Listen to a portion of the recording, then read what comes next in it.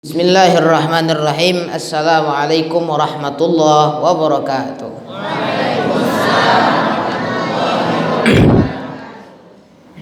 Innal hamdalillahi nahmaduhu wa nusalli ala rasulihil karim wa ala alihi wa sahbihi wa sallim tasliman katsira. Subhanaka la ilma lana illa ma 'allamtana innaka antal alimul hakim. Qala rabbi shrah li sadri wa yassir li amri wahlul 'uqdatam min lisani yafqahu qawli. Amma ba'd, faqala Allah ta'ala fi kitabihil karim wa huwa asdaqul qailin. A'udzu billahi minasy syaithanir rajim. Bismillahirrahmanirrahim. Subhanalladzi asra bi'abdihi laylan minal masjidil harami ilal masjidil aqsa alladzi barakna hawlahu linuriyahu min ayatina innahu huwas sami'ul basir. Sadaqallahul azim wa ballagha rasuluhun nabiyil karim wa nahnu ala dzalika minasyahidin wasyakirin walhamdulillahi rabbil alamin. Puji syukur kepada Allah Subhanahu wa taala yang masih memberikan kita nikmatus syahah, nikmat afiah. Yang bila mana sampai saat ini kita masih bisa menghirup udara segar walau Allah Subhanahu wa taala menguji kita dengan wabah Covid-19. Yang mudah-mudahan ini wabah bisa hilang, ini wabah bisa pergi. Dengan kita zikir, kita doa, mudah-mudahan insyaallah hilang. Amin ya rabbal alamin. Jadi tadi itu sebelum ke sini kita ke Babus Salam juga. Bukan Babus Salam sini, Babus Salam Panam. Nah, kan kena prank. Kita ke Babus Salam Panam. Nah, kami bersilaturahim dengan tuan-tuan guru di situ. Tuan Guru Yunan Helmi menantu Tuan Guru Ismail. Disitulah Tuan Guru Ismail kasih nasihat kami. Itu santri-santri pada lihat. Kami jalan, serasi. Dikira orang itu ana yang jadi imam, Rasid yang jadi imam. Padahal ditempatkan Yusuf paling ujung, dekat dengan Tuan Guru. Alhamdulillah, Tuan Guru Ismail menitipkan salam beliau kepada para hadirin sekalian. Dan beliau mendoakan mudahan jamaah Babus Salam juga diberikan kesehatan walafiat juga. Dan juga kami keliling-keliling mendoa ada satu tempat yang akan dibangun ma'had tahfiz, tempat belajar Quran, belajar agama. Kita doakan, kita kasih nama yang mudah-mudahan itu juga berkah tempatnya. Nah, kadang juga bisa jadi ada satu tempat dia tempat ngaji, tempat qiraah apa segala macam, bisa jadi nggak berkah disebabkan karena tidak ada kesinambungan, tidak konekkan dia dengan orang-orang soleh. Jadi kalau bapak ibu misal mau bangun suatu tempat pengajian taklim, itu datangin orang-orang soleh. Karena kenapa? Dari asbab mereka lah mereka berdoa kepada Allah, meminta kepada Allah agar Allah memberikan keberkahan yang seluas-luasnya kepada tempat itu. Ingat, jangan dilupakan kepada orang soleh. Salawat dan salam kepada Sayyidina wa Maulana Muhammad sallallahu alaihi wasallam yang bila mana beliau menyadarkan umat dahulu dari yang namanya kegelapan, kebodohan dan sebagainya. Dan beliau sadarkan dengan budi pekerti yang elok, wa innaka la'ala khuluqin azim. Dan kita ucapkan Allahumma sholli ala Sayyidina Muhammad wa ala ali Sayyidina Muhammad. Assalamualaikum Rasulullah. Assalamualaikum warahmatullahi. Alhamdulillah, semenjak wabah Covid-19 ini dan semenjak new normal ya, kita udah bisa kemana-mana. Kemarin undangan yang baru dibuka itu di Medan. Di Medan baru lagi di ujung itu tuh banyak kali undangan. Saking kan banyaknya undangan lupa tempat itu apa namanya. Tapi ya yang kita pikirkan itu bukan nama tempatnya, ilmu kita tuh sampai apa enggak. Itu kalau orang dakwah Pak, Yang dipikirkan bukan nama tempat, yang dipikirkan bukan oleh-oleh. Boleh ngajak tuan-tuan guru, para habaib, para masyhur, boleh ajak jalan-jalan. Tapi ada satu pikiran mereka, ada suatu hal yang mereka pikirkan. Ilmunya udah sampai apa belum? Karena takut mereka sampaikan, ilmunya nak connect, ilmunya nak sampai. Mungkin saja di antara hatinya para hadirin tidak menerima. Terlalu fanatik dengan guru yang di situ, malah tidak mendengar ilmu yang di sini. Dan ini juga sebab ilmu itu bisa nggak berkah. Maka kita pasang niat baik, mudah-mudahan datang sini, kita pasang niat baik. Kita nih mau ambil ilmu, bukan datang untuk berfoto, ambil makan, balik enggak. Tapi kita datang di sini untuk mengambil ilmu. Ya. Kita pasang niat. Dan mudah-mudahan apapun ilmu yang Rasyid sampaikan bermanfaat. Ingat, yang Rasyid sampaikan berulang kali setiap ceramah. Kalau datang ke pengajian, jangan bawa kuping. Jangan datang ke sini itu cuma dengarkan, habis itu balik nggak ada yang disampaikan ke keluarga. Karena ilmu itu bukan untuk didiamkan, tapi untuk disebarkan. Dalam hadis Nabi dikatakan barang siapa yang menyembunyikan satu hal dalam ilmu itu, maka Allah mempersiapkan dia di neraka sebuah tempat duduk di neraka itu. Hati-hati kalau menyembunyikan ilmu itu bahaya.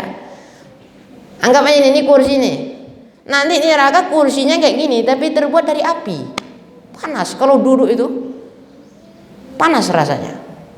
Nah, itulah dia kalau sudah datang ke sini dengarkan. Jangan ada yang saling membicarakan, jangan saling ada yang gibah. Ini bermanfaat. Apalagi ini bulan Rajab. Sekarang tanggal 29 Rajab. Isra Mi'raj tanggal 27 Rajab. Oke, kita bahas dulu dari bagaimana pendapat ulama tentang Isra Mi'raj. Ada yang mengatakan Isra Mi'raj ini terjadi pada tahun ke-10, pada tahun ke-7 kenabian. Dan ada pula yang mengatakan itu terjadi di bulan Ramadan, ada yang terjadi di bulan Syawal, ada yang terjadi di bulan Syaban. Tapi jumhur ataupun sepakat di antara umat Islam, mobil khusus di Indonesia ini memakai tanggal 27 Rajab. Ya. Tapi bukan itu yang kita permasalahkan, karena ulama yang paham. Sekedar ngambil ilmu tidak apa-apa. Kita sepakat seluruh umat Islam itu 27 Rajab terjadi Isra wal Mi'raj. Di bulan Rajab ini bukan hanya terjadi Isra wal Mi'raj. Ada wafatnya orang alim juga, abah guru sekumpul ulama wali Allah yang ada di Banjarmasin, beliau wafat di bulan Rajab. Ada juga yang ulama yang lahir di bulan Rajab, dan masih banyak lagi keajaiban, keanugerahan yang Allah berikan kepada hamba-hamba pilihannya di bulan Rajab. Tapi yang kita bahas di sini adalah Isra wal Mi'raj. Ya, sebelum kita masuk ke pembahasan, Al-Isra itu perjalanan darat dari Masjidil Haram ke Masjidil Aqsa. Itulah kenapa kita disuruh untuk membantu saudara kita di Palestina. Karena kenapa? Nabi Isra-nya ke situ. Nabi Isra dari Masjidil Haram ke Masjidil Aqsa. Atau kalau mau dengar cerita lebih panjangnya boleh. Nih, jadi Nabi sebelum Isra wal Mi'raj sedang beribadah kepada Allah. Taqarrub ilallah, mendekatkan diri kepada Allah. Ya. Lalu tiba-tiba Jibril datang, Jibril turun. Dan itu pula lah menurut sebahagian riwayat ulama, dada Nabi dicuci lagi.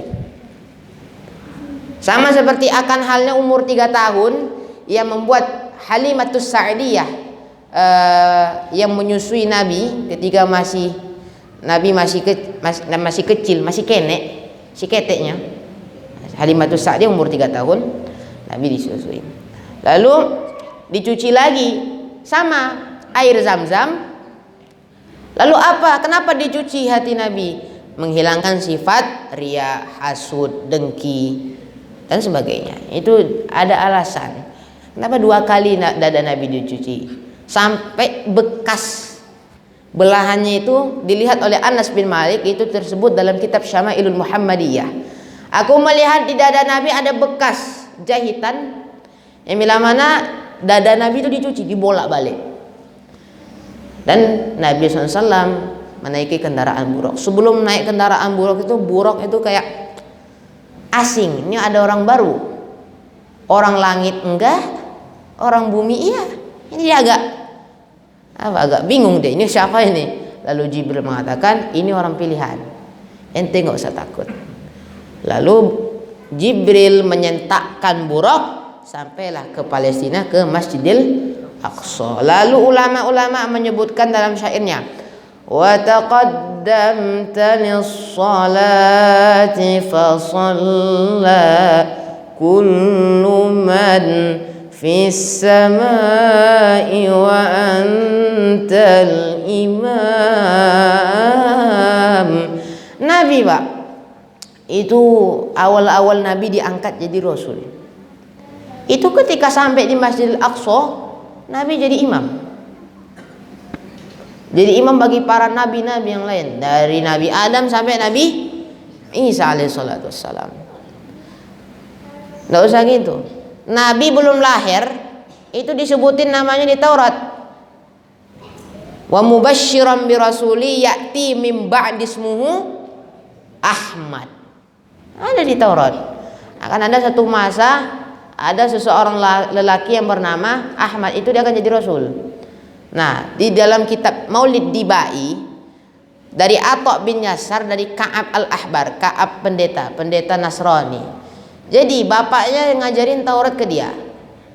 Diajarin Taurat illa sifran wahida, kecuali ada satu lembar itu nggak diajarin sama si Ka'ab.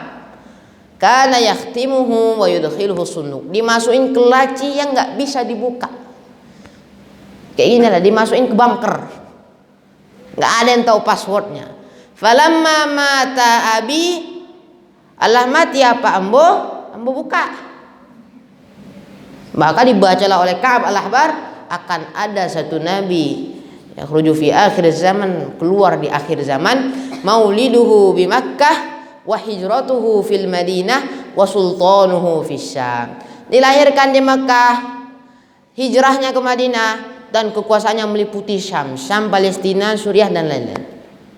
Lalu melainkan setelah dibaca keajaiban Rasul yang akan datang itu, ghaira annahum yashhaduna alla ilaha illallah, melainkan ya bersyahadat tiada Tuhan selain Allah, Muhammad Rasulullah. Ini mukjizat Nabi SAW. Belum lahir orangnya, tapi tanda-tanda kenabiannya sudah nampak. Maka itulah sebab Nabi kita SAW diangkat jadi imam saat di Masjidil Aqsa. Bersaf, rapi safnya. Kalau dibandingkan sama saf kita tadi sholat itu, jauh beda. Satu maju, satu mundur, satu agak nyamping gini ya. Tapi Nabi itu kasufufuhum fil qital, itu rapi sekali seperti orang perang.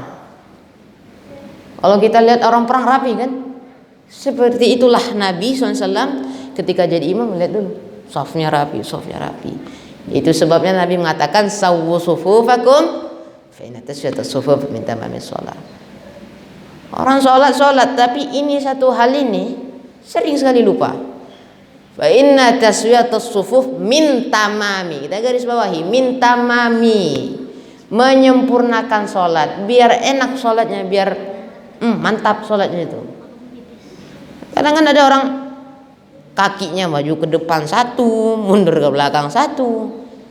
Gimana sholatnya mau diterima kalau softnya masih begini? Nah, itulah ketika kondisi Nabi ketika di Masjidil Aqsa. Ya, Masjidil Aqsa, ya ingat, Masjidil Aqsa itu bukannya berkubah emas. Ada orang bilang nanya, "Mak, itu apa, Mak? Al-Aqsa itu, Nak?" Bukan. Al-Aqsa bukan yang berkubah emas. Masjid yang berkubah emas itu the Dome of the Rock. Di dalam situ ada tempat bekas pijaan Nabi ketika Isra wal Mi'raj. Ada tempatnya di situ. Kalau di Al-Aqsa itu menjadi saksi bahwa Nabi SAW pernah imam di situ. Maka sepantasnya lah, seyogianya lah kita melindungi saudara-saudara kita di Palestina. Bukan hal ruangan enggak, tapi ini rasa kesaudaraan. Nabi pernah imam di situ. Yang mengakui kemerdekaan Indonesia siapa?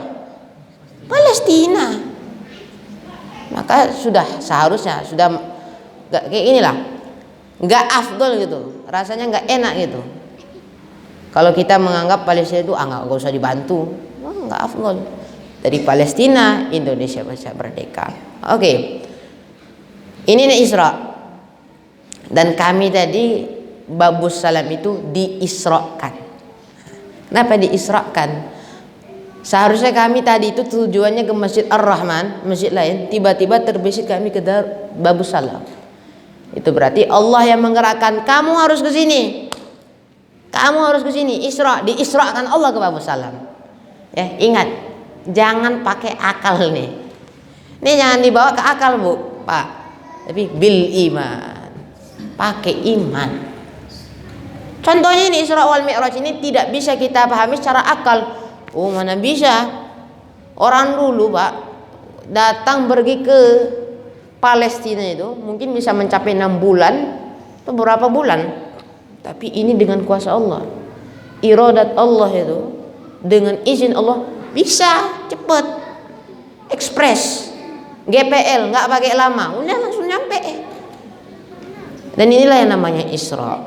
Orang kalau dia tadi tujuannya ke situ, nah Allah menunjukkan dia ke situ, itu berarti Allah sedang mengisrokan dia ke tempat yang lebih baik. Itu dia. Kita mau lanjut ke Mi'raj. Nah, di Mi'raj inilah puncak segala puncak.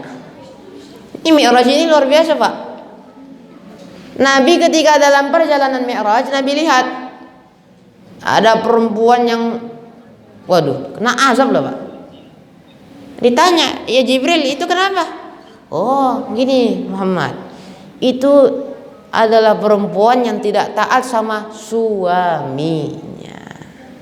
Bu, Ibu, sehat Bu? Alhamdulillah. Didengar tuh, Bu. Nabi nanya, Jibril ini kenapa? Ini perempuan yang tidak taat sama suami. Dicamkan dulu. Yang jomblo jangan diamalin ini. Jangan dicari, nah, maka diamalkan. Yang istrinya ini, laki-lakinya mengingatkan, jangan sampai nanti kamu seperti yang diceritakan Isra wal Mi'raj, kamu diazab habis-habisan. Nabi jalan lagi. Nah, ketemu lagi perempuan itu, lidahnya dipotong balik lagi, dipotong balik lagi. Ditanya, ya Jibril, limadza ini? Ini kenapa? Dijawab sama Jibril, ini suka gibah, suka fitnah. Perempuan ada benarnya, ada salahnya. Yang paling nampak salah perempuan itu ghibah. Enggak pengajian, enggak arisan, gibah aja kerja terus. Dengerin ustadz itu 1 jam dengerin, barulah beraksi emak-emak itu ghibah. Ini tetangga ini beli kulkas, kok enggak belinya? Enggak bisa. Gimana Allah mau menerima amal kita sedang kita berbuat seperti itu? Kita ghibah, kita membicarakan aib orang. Iya, dalam hadis begini, man satara musliman satarahullahu yaumil qiyamah. Barang siapa yang menutupi aib saudaranya sesama muslim, akan Allah tutupi aibnya di akhirat. Nah, tapi ingat yang suka gosip, siapa yang membuka aib saudara muslimnya, akan Allah bukakan aibnya di akhirat. Mau nggak aibnya dibuka di akhirat? Udah capek doa Rabbi ufirli warhamni wajburni warfa'ni warzuqni. Wah, ini maafin ya Allah nih, Allah tutupi aibku. Kenyataannya 180 derajat berbeda. Gosip sini, gosip situ. Alhamdulillah, mudah-mudahan Allah jaga lisan kita dari hal-hal yang buruk. Allah jadikan lisan kita yang selalu berzikir kepada Allah Subhanahu wa taala. Kalau lisan zikir enak. Allah, la ilaha illallah. Guru kami Sayyidul Habib Umar bin Hafid, kalau orang telepon, halo, gimana? Tapi kalau belum telepon itu bisa jadi zikir. Lagi bicara sama orang, La ilaha illallah. Masya Allah. Zikir. Jadi tenang dengernya. Kalau zikir itu, ala bi dzikrillah tatmainnul qulub. Basahi hati, basahi kolbu kita dengan berzikir kepada Allah. Itulah kejadian, banyak sebenarnya kejadian yang Nabi lihat sesaat sebelum naik ke alam, yang bila mana alam itu kalau kita pakai akal tuh nggak akan susah kita masuk ke situ.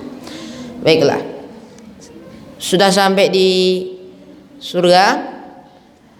Langit pertama Nabi bertemu dengan Nabi Adam. Assalamualaikum ya Rasulullah. Assalatu wassalamu alaika ya Rasulullah. Alaikassalamu ya aban nas ya Adam. Waalaikumsalam. Bapaknya, kakeknya para manusia, Adam.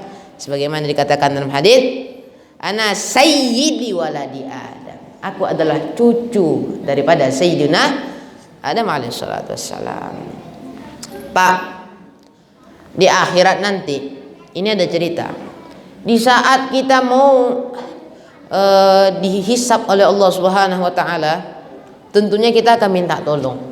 Pertama kita minta tolong sama Nabi Adam. Wahai Nabi Allah Adam alaihissalam, bantulah kami. Adam bilang, enggak bisa. Salah saya. Karena itu ada satu, saya makan buah khuldi dan saya dilempar ke bumi. Udah jangan saya. Itu ada sedulur saya, itu ada kawan saya Nabi Nuh. Pergi ke sana. Minta lagi sama Nabi Nuh. Ya Nabi Nuh, ya tolong kami. Oh nggak bisa. Kenapa? Karena saya salah mendidik anak saya yang satu itu Kanaan. Sebagaimana yang kita paham, Kanaan itu anak durhaka kali. Ini suruh bapaknya naik kapal, dia malah berenang. Ya tenggelam, kelelep. Jangan ke saya, coba ke sedulur saya yang satu Ibrahim. Pergi lagi ke Nabi Ibrahim. Ya Ibrahim, tolong saya. Bukan ke saya juga masih ada salah. Orang bapak saya itu buat berhala atau berhala maker lah itu. Yang buat berhala, yang mahat-mahat berhala. Bapak saya gitu. Udah saya ajak ke jalan kebenaran, yang jalan yang betul. Enggak bisa. Itu diabadikan dalam Al-Qur'an. Waghfir li abi innahu kana minadh-dhalin. Surah Asy-Syu'ara. Ya Allah, ampunilah bapakku karena dia masih dalam berada jalan kesesatan. Maka ini misalnya kalau bapaknya agak melenceng sedikit dari agama, insya Allah baca doa ini mujarrab insya Allah. Ya, kalau punya bapak yang melenceng dari agama, bisa jadi nggak selamanya bapak itu soleh, bapak itu alim. Anaknya soleh, mungkin saja bapaknya bisa fasik, bisa-bisa kafir. Allahu a'lam. Allahu a'lam bimuradi, Allah yang tahu. Maka kita baca doa kalau misalnya bapak kita berada dalam jalan yang sesat, waghfir li abi innahu kana minadh-dhalin. Ya Allah, ampuni bapak saya, ampuni ibu saya kalau misalnya dia masih berada di jalan kesesatan. Nah, sampai ke sedulur-sedulur para nabi itu, kawan-kawan para nabi itu nggak bisa. Berakhirlah kepada Nabi Muhammad. Ya Muhammad, unsurna, tolong kami. Dan akhirnya apa kata Nabi? Saya akan tolong kamu. Karena kenapa? Syafaati li ahlil kabairi min ummati. Syafaat Nabi itu Pak akan tertuju kepada orang-orang yang berdosa besar. Kita ini semua berdosa besar. Maka insya Allah syafaat Nabi akan tertuju kepada kita. Amin ya rabbal alamin. Selesai dari Nabi Adam, Nabi naik lagi ke langit kedua, bertemu lagi para nabi dan ketemu Nabi Isa, dan Nabi Isa mengakui kerasulannya Rasulullah Shallallahu Alaihi Wasallam. 1, 2, 3, 4, 5, 6, 7 berakhir di 7 dan naik lagi ke pintu yang bila mana suatu tempat itu kalau malaikat ngelewat ke situ habis kena azab sama Allah, terbakar dia. Jangankan ya, ini ujung kaki saja nginjak situ, wah sudah kena azab sama Allah karena melewati batas. Ya, itu langit itu bukan unlimited itu, ada batasnya, ada limitnya, nggak boleh lewat, ente nggak boleh lewat, dilarang lewat. Nah, itu. Sama kayak di jalan kan, dilarang lewat. Kalau dilarang lewat, ya jangan dilewatin. Kalau lewatin, jahil itu namanya. Kata Jibril, Muhammad, nah ya kita di sini aja, di sini aja. Lah, terus Rasulullah nanya, ya kenapa di sini? Dari Masjidil Haram kita bersama, Aqsa bersama, ketemu Nabi bersama. Iki kok bisa? Piye? Wes angel. Haram sama, Aqsa sama, Sidratul apa? Langit-langit sama. Iki kok bisa? Iki alam Tuhan Muhammad. Aku nggak bisa lewat. Oh ya sudah. Ya aku sendiri aja. Sudah sendiri. Dan dari situlah Nabi SAW mendengar pena yang menuliskan jodoh, rezeki, ajal, maut. Dengar. Jadi yang minta jodoh, Allah lagi nulis jodohnya. Gak usah, minta aja. Minta, kalau minta sama Allah tuh jangan nanggung-nanggung. Allah akan menulis. Ini jodohnya ini jodohnya ini. Kecil sama Allah. Oh mungkin Allah bilang gini, ku beri satu permintaan. Oh minta sampai. Ya Allah, minta aja, minta sama Allah. Ya Allah, pengen jodoh, pengen mobil, nggak apa-apa. Kalau kita mintanya gini, ya Allah, berilah saya mobil, nggak apa-apa mobil pickup, nggak apa-apa dah, yang penting bisa ada mobil. Itu namanya ngeledek Allah. Nggak boleh. Minta aja, habis aja, minta semua, sampai betul-betul permintaan kita udah, nih udah. Insya Allah, Allah itu nggak peka. Allah tuh sayang betul sama hambanya. Tahu hambanya gak sih? Dikasih. Oke. Lalu Nabi SAW mendapatkan perintah, faradallahu ala ummati, Allah telah mewajibkan kepada umatku untuk sholat 50 waktu. Turun ketemu sama sedulurnya Nabi Musa alaihi salatu wassalam. Ditanya sama Nabi Musa, ya Muhammad, ya ente dapat perintah apa? Iki Musa, saya dapat perintah sholat ini 50 waktu. Bagaimana pendapat kamu? Muhammad, 50 waktu? Iya. Ginilah, banyak, jangankan 50 waktu, beberapa waktu saja umatmu itu udah gak sanggup. Betul gak? 50 waktu. Coba bapak ibu bayangkan, sanggup gak kita melaksanakan sholat 50 waktu itu? Enggak, apalagi emak-emak. Ada asam urat, rematik, belum seperti sholat, belum seperti sholat. Habis itu. Lalu kata Nabi Musa, Muhammad, ente minta negosiasi lagi lah, minta dispensasi lagi. Allah kan sayang sama ente. Iya. Minta lagi. Ada yang mengatakan 10, ada yang mengatakan 40. Lalu berakhir kepada 5. Jadi sholat itu digambarkan dari jari kita. Subuh, zuhur, isya. Nah, pinter. Nggak dikasih sepeda ya. Subuh. Nah, subuh ini kan zuhur deh. Jadi di tengah-tengah itu bisa kita isi duha, tasbih, hajat. Tapi kalau tasbih di afdalnya itu malam. Apalagi nisfu Sya'ban, insyaallah mujarrab nisfu Sya'ban. Subuh, zuhur. Nah, zuhur, asar. Ini asar ini agak-agak susah ini. Nabi mengatakan orang munafik itu paling susah, paling suka ninggalin sholat itu 2, subuh sama asar. Kalau zuhur gas, maghrib gas, isya, asar enggak. Itu ciri orang munafik, Bu. Pak. Kalau nandain orang munafik gampang. Tengok dia di subuh, tengok dia di asar. Kayak mana dia? Ada nggak dia di masjid? Nah, bilang enggak, lihat aja belum, Bu. Lihat aja belum. Nah, sampai ke 5 waktu, lalu Nabi turun ke alam dunia. Nabi ceritakan ini kepada Abu Jahal, Abu Lahab, Abu Gosok, Abu diceritain sama Nabi Muhammad alaihi salatu wassalam. Lalu Abu Jahal bilang gini, Muhammad, jahil ente. Aneh aja yang dagang dari Mekah ke Palestina itu bisa butuh 15 bulan, 6 bulan. Ini kok ente bisa cepet? Ini mukjizat Abu Jahal, mukjizat. Nggak percaya lagi. Lalu Abu Bakar ngelihat itu, dia mengatakan, saya percaya dengan Muhammad alaihi salatu wassalam.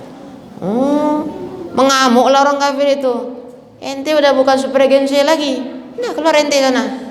Lalu Nabi menggelarinya dengan As-Siddiq. Abu Bakar ini satu sahabat yang memang dikasih gelar Siddiq. Umar, Utsman, Ali bin Abi Thalib. Abu Bakar digelari As-Siddiq. Semua sahabat Nabi itu, yang kecuali Abu Bakar itu pakai nama bin. Umar bin Khattab, Utsman bin Affan, Ali bin Abi Thalib. Nah, kenapa Abu Bakar? Kok nggak ada Abu Bakar bin Abi Quhafah? Itu nama abahnya, nama bapaknya. Kalau istilah gaulnya, bokapnya itu nama.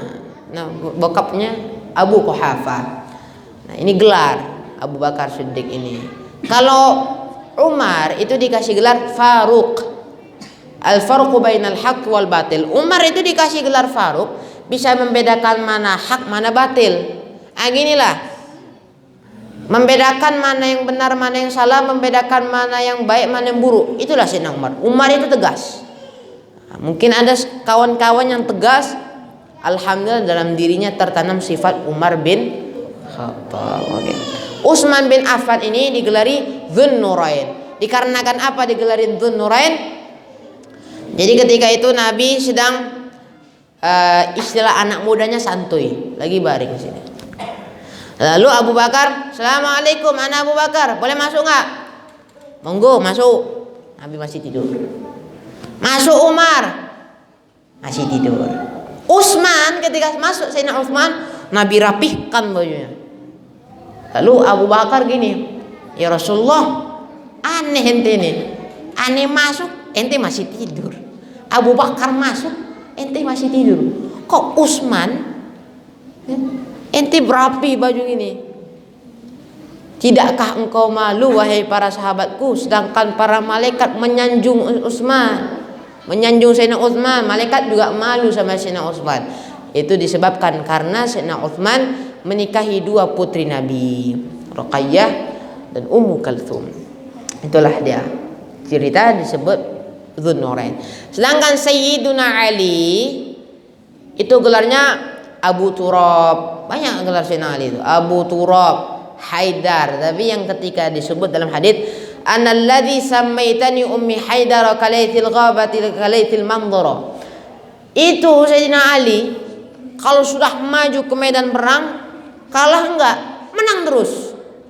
Di sisi lain Sayyidina Ali itu adalah orang cerdas, orang pinter dalam hal agama, dalam hal yang lain. Sayyidina Ali cerdas. Itulah sahabat-sahabat Nabi. Yang satu tadi Abu Bakar Siddiq yang mempercayai kejadian Al-Isra'u wal Mi'raj Sayyidina Maulana Muhammad SAW. Baik Bapak Ibu, apa pelajaran yang bisa kita ambil dari Isra wal Mi'raj? Yang pertama, Isra wal Mi'raj itu terjadi saat Nabi Muhammad SAW dirundung kesedihan. Nabi itu punya istri namanya Khadijah. Di lagu bilang gini kan, Khadijah istri setia, Fatimah putri tercinta. Khadijah Pak, Bu, itu istri yang paling setia sama Nabi SAW. Tapi apa daya, Nabi menikahi Khadijah umur 40 tahun. Nabi umur berapa? 25. Jadi Nabi itu diangkat jadi Rasul umur 40. Sayyidah Khadijah wafat karena sudah semakin uzur. Yang namanya umur kan makin berkurang. Nggak ada namanya umur tuh menambah, angkanya jadi ditambah. 41, 42, 43, 44 ditambah kan? Tapi itu makin kurang. Sayyidah Khadijah wafat. Lalu paman yang selalu setia membela Abdullah, nama ayahnya Aminah, ibundanya Abu Thalib. Pamannya Abu Thalib itu Pak, dalam cerita ketika Nabi sedang dakwah, itu adalah garda terdepan. Jika ada hasutan, sentimen kanan kiri, Abu Thalib tetap teguh di pendiriannya. Maka itulah yang membuat Nabi bersedih. Gak ada yang nemenin, sedih. Istri wafat, paman wafat, maka disebutlah amul huzni, tahun kesedihan. Lah Allah ini pengen menghibur Nabi, biar Nabi itu nggak sedih terus, biar Nabi tidak baper terus ketika wafat dua orang yang sangat beliau cintai. Maka Allah hibur dengan Isra dan Mi'raj. Jadi apa pelajarannya? Orang lagi susah, orang lagi galau, obat dengan zikir, dengan Quran, bukan dengan bukan dengan lagu-lagu yang gini lah. Misalnya ada orang sakit gigi, dia dengerin lagu, makin sakit dia. Tapi kalau dengerin Quran, dia tenang, dia seneng gak? Ya, seperti itu juga orang yang sedang lagi sedih, maka hiburlah dengan Quran. Kan sudah dibacakan ayatnya, ala bidzikrillah tatmainnul qulub. Zikir kepada Allah membuat hati itu tenang setenang-tenangnya, mengalir kayak alir-ngalir itu. Kalau udah zikir, apalagi Allah, hilang pikiran dunia, sampai utang di warung pun lupa. Allah, enak. Rahasia sendiri yang merasakan zikir ini enak. Allah, nggak ada yang namanya beban. Cuma kita Rashid percaya bahwa Allah itu nolong. Allah nggak akan mungkin diem gitu aja. Allah, tenang dia. Jadi itulah hibur orang dengan Quran, dengan zikir, dengan sholawat, dengan lawaan, dengan gurauan yang tidak melewati batasnya. Kadang ada orang ngelawak ini melewati batas dia. Carilah lawaan yang bermanfaat, gurauan yang bermanfaat, insya Allah hati dia akan senang. Istilah ini dia lagi moodnya itu turun, dibangkitkan lagi semangatnya dengan Al-Quran dan yang halnya lainnya. Itu pertama, hibur orang dengan zikir, karena dengan zikir semua akan tenang insya Allah. Yang kedua, awwalu ma yuhasabu bihil abdus shalah. Yang pertama, siji, one, one, cie. Yang pertama kali Allah hisab di akhir apa? Salat. Makanya Nabi sebelum wafat Pak bilang, as-salat, salat. Ilim du salat.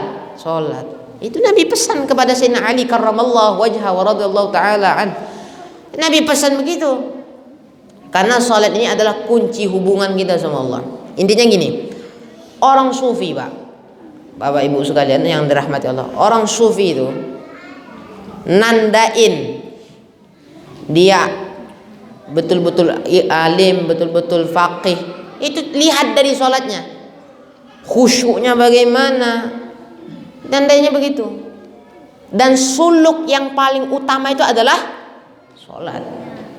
Sesat orang yang mengatakan nggak usah pakai sholat, orang udah bisa nyambung sama Allah. Jahil ente. Orang kalau mengenal sama Allah itu lewat sholat. Nggak ada yang bisa menembus langsung ke Sidratul Muntaha. Pak, pernah nggak Bapak Ibu dengar berita ada orang bisa langsung nembus langit ketemu Allah? Nggak pernah. Maka sholat itu dia lagi bicara sama Allah, bukan baca inna sholati wa nusuki wa mahyaya wa mamati lillahi rabbil alamin la syarika lahu bidzalika umirtu wa ana awwalul muslimin. Itu dia lagi bicara sama Allah. Sesungguhnya sholatku, hidupku, matiku hanya untuk Allah subhanahu wa ta'ala. Inna sholati wa nusuki. Enak tuh. Dia lagi bicara sama Allah. Apalagi yang paling berasa itu pas taraweh. Mungkin di sini ada yang pernah merasakan tarawih sejus itu lagi bicara sama Allah. Wa qala alladziina kafaru. Ini baca enak tuh. Seakan-akan ya Allah ini ada orang kafir bilang begini terhadap Quran. Orang beriman bagaimana reaksinya? Innal ladziina aamanu wa 'amilus shalihaat Itu yang paling enak di Mekah loh. Seakan-akan takallam ma'allah, bicara sama Allah. Ya Allah, kalau seandainya kami ini memang betul orang beriman, maka anugerahkanlah kami pahala, syafaat, surga.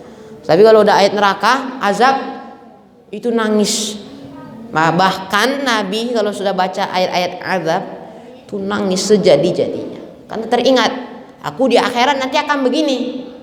Nabi itu sedih kalau udah baca ayat azab. Maka sholat bukan sembarang ibadah. Itu yang pertama nanti akan dihisab oleh Allah Subhanahu wa ta'ala. Jangan kita lalaikan sholat.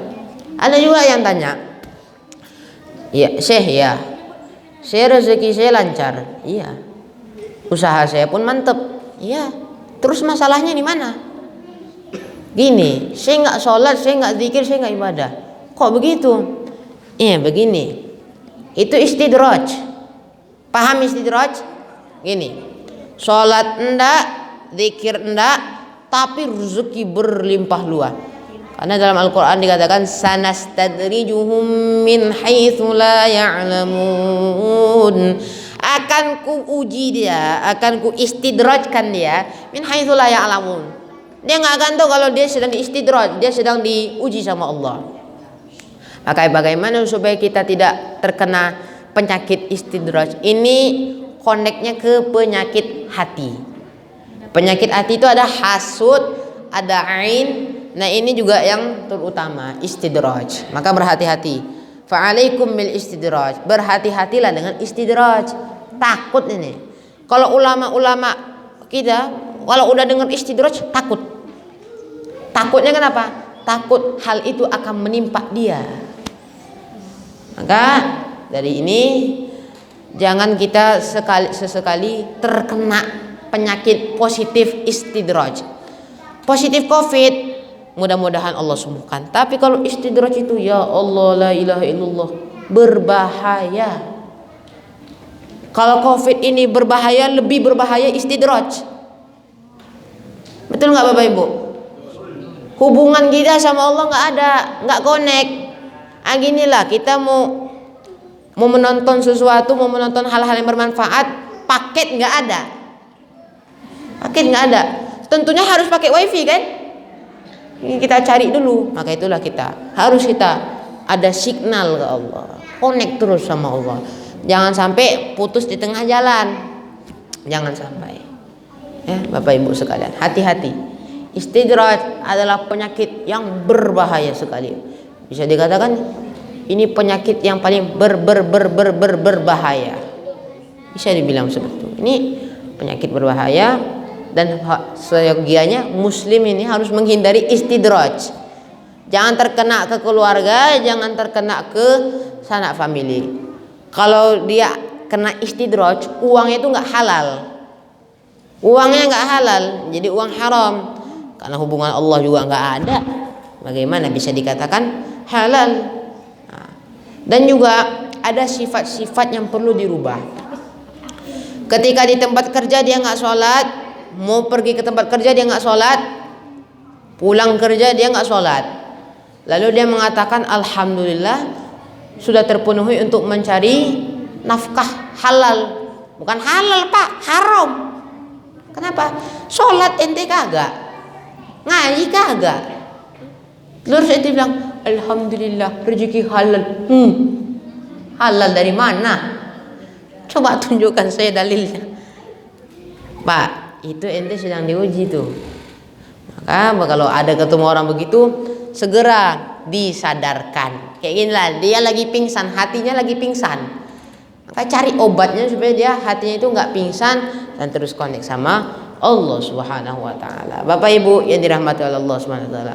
Isra Mi'raj ini kita peringati berulang-ulang kali dan tetap pelajarannya sama. Salat jangan tinggal, salat jangan tinggal. Tapi di sisi lain ada pelajaran, ada hal-hal yang perlu kita ambil. Dari hal menghibur orang, dari hal masalah kepemimpinan, banyak sekali dari Isra wal Mi'raj kita bisa belajar. Dan mudah-mudahan Allah sampaikan kita di bulan Ramadan, Allah sampaikan kita di bulan Ramadan, dan Allah panjangkan umur kita. Apalagi wabil khusus yang tua, yang udzur, mudah-mudahan juga Allah sehatkan badannya, Allah hilangkan penyakit-penyakit yang menghambat untuk beribadah, dan juga kita yang muda-muda yang tadinya kita buruk, mudah-mudahan Allah berubah, Allah izinkan kita untuk hijrah kepada yang baik, insya Allah. Mari kita tutup dengan doa, dan mudah-mudahan majelis ini membawa keberkahan. Tentunya hubungan kita tidak akan stop sampai di sini. Ini akan terus berlanjut. Nah, la yadkhulul jannata qati'ur rahim. Tidak akan masuk surga orang memutuskan tali silaturahim. Mudah-mudahan tali silaturahim kita nggak putus, akan selalu connect. Hati kita akan selalu connect. Tujuan kita satu adalah ibtigha'a mardhatillah, mencari yang namanya itu Allah Subhanahu wa taala. Karena itu kita tadahkan tangan kita dan kita kembali membuka hati kita untuk Allah, agar hati kita selalu berzikir kepada Allah. Ustaz Rahman, kita baca doa, kita baca tawassul dulu. Mudah-mudahan guru-guru kita yang sudah wafat, orang tua kita yang sudah wafat, Allah Subhanahu wa taala berikan raudhatun min riyadil jannah di kuburannya. Fadhil Ustaz.